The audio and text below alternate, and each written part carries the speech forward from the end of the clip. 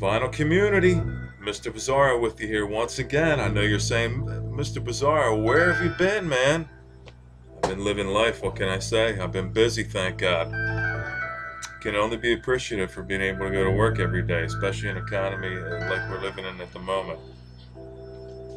Well, I've got quite a stack here of recent acquisitions going back to Christmas time to just a couple of days ago. A lot of blues, a lot of rock, a lot of blues rock. Um, Mostly filling in a lot of gaps in my collections. So basically, all these the selections I'm going to show you here are all part of the collection that I'm attempting to finish. And for the most part, I did finish a few. Having said that, let's get started. Oh, by the way, in the background, we have Bo Hansen, Lord of the Rings. Really very heady, very, it really puts me in a place.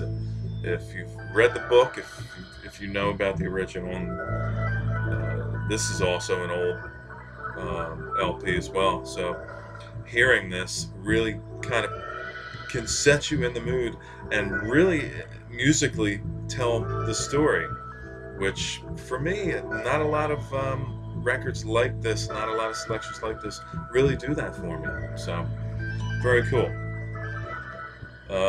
So let's get started.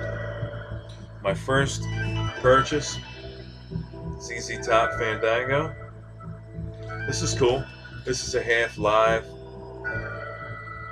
half studio album. Really cool.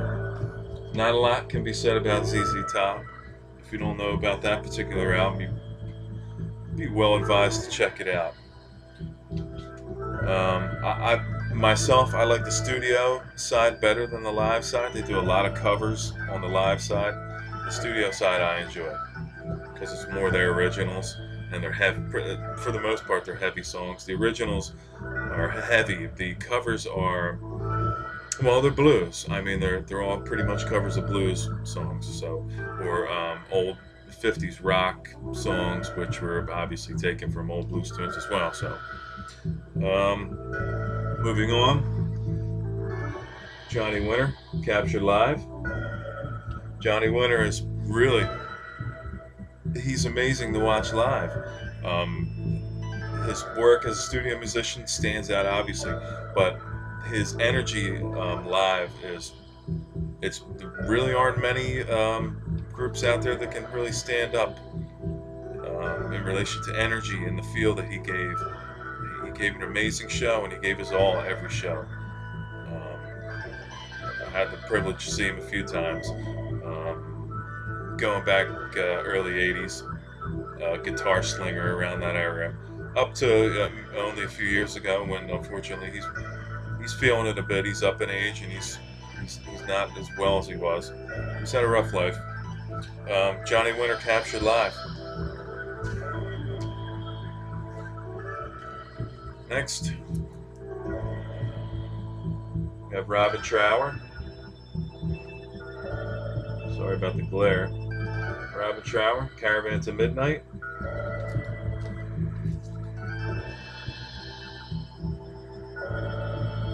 Another great album.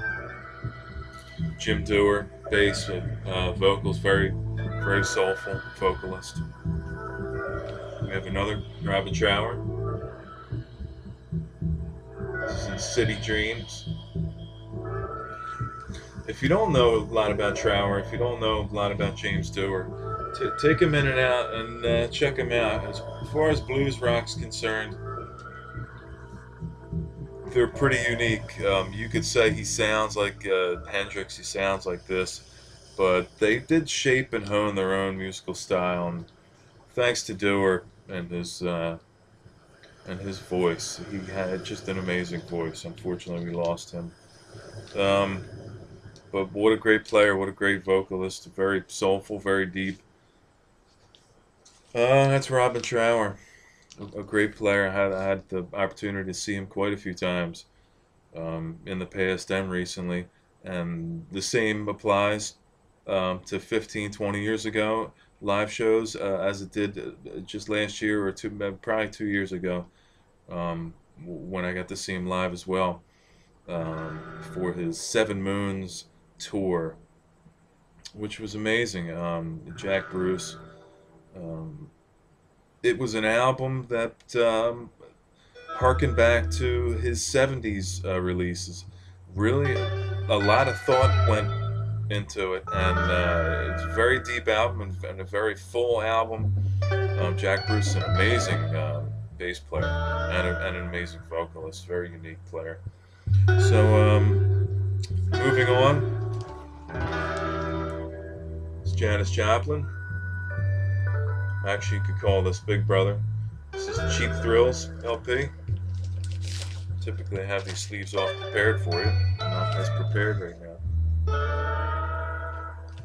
This is great. Can't really say about Janis. You can't say a lot about Janis Joplin. I mean, she pretty much carved her own path in history. It's The Doors. Strange Days.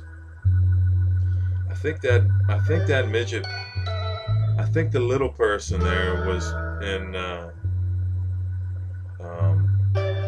Judy Garland. I can't remember the fucking name. Wizard of Oz. I think he might have been in Wizard of Oz. I'm not sure. There are a couple guys and a couple people in this photo that you recognize from other, I don't know, maybe a movie or something like that. But he reminds me of Follow the Old Brick Road. Great album. Trippy. I'm in the trippy. I like the trippy. Excuse me. Moving on. The Rainbow. Live on stage. This was a great tour. Unfortunately, I was only a youngster when this tour was around, but I do know plenty about the history of the band, and one that stands out in my mind is the trouble that they had with the Rainbow. It was one of the first computer-controlled to get that phasing effect and all, and the rainbow type effect. It had all kinds of problems. It gave interference to a lot of the equipment. A lot of the times they couldn't use it during their shows. Unrivaled, beautiful. It was great. If you get this DVD, which I have as part of my collection, I'll show in the future post. The Rainbow is active and working and functional for that show, which I think is like over. I think the show has to be an hour and a half. The show was so long that it's almost too much. You're almost at one point saying, "All right, can this just end now?" The material is just it's just endless, and not to say that it diminishes through the course of the show, but it goes on forever.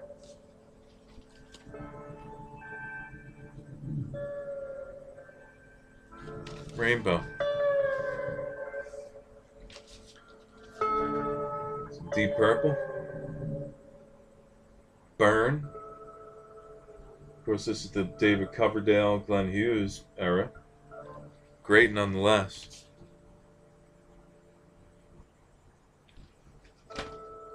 Awesome. This was another one that helped round out my older portion of my Jeff Beck collection. This is Jeff Beck with the Jan Hammer Group live.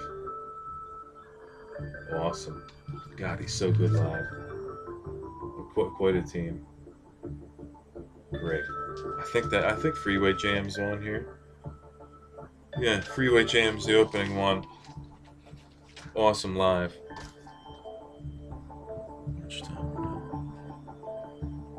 Okay. Next, I have Cactus. This is One Way or Another. I have three. I have three other Cactus ones.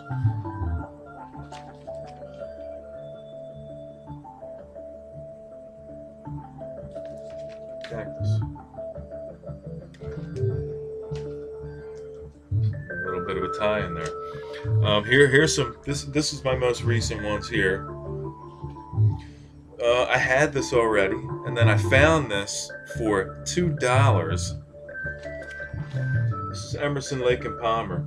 Welcome back, my friends, to the show that never ends. Ladies and gentlemen, Emerson, Lake and Palmer. This is a trifold, and this is this is a promo copy. This is an actual promo copy. A couple things that make this different.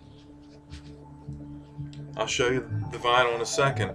But here in this gray, I don't know if the camera can pick it up, but this is embossed and says ELP. The later ones, when they made their initial runs, didn't have the embossing.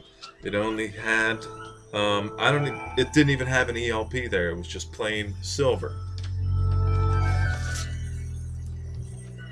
These are actual white label promos. When I saw that for $2, and these are literally, they had to be unplayed, or maybe only played a couple times. Either way, they were in way better shape than the ones I already had. It for $2 and being a real promo. Man, I just couldn't turn that down. I picked this up. This is a new one. I don't buy a lot of new ones, but a lot of my LPs in this collection are the era I'm looking for. The Deaf American era are all new, so you got to go find them new. This is Cash. This is called Ain't No Grave. This is posthumously released, obviously. And it's great. Just an album of more covers that he did. What I like about this is it's on crystal clear vinyl, which is really cool.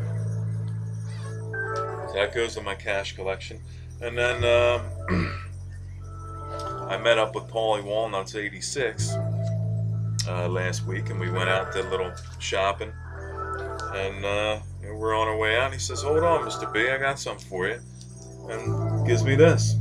This is 180 gram Ozzy Diary of a Madman. This is a repress. It's brand new, and it was sealed when he gave it to me. So 180 gram Ozzy. I didn't have any Ozzy in my LP collection, so I had it on CD and cassette back in the day, so I never bothered to get it on vinyl. So thanks a lot, Paulie. Well, guys, that's basically it for my update for now. I think maybe next time, my next post, I'll get to tomorrow, the next day, and I'll do my DVD collection, my concert collection, and we'll take it from there. So I hope you enjoyed that. I hope everybody's doing well. I'm doing well. So, don't fret.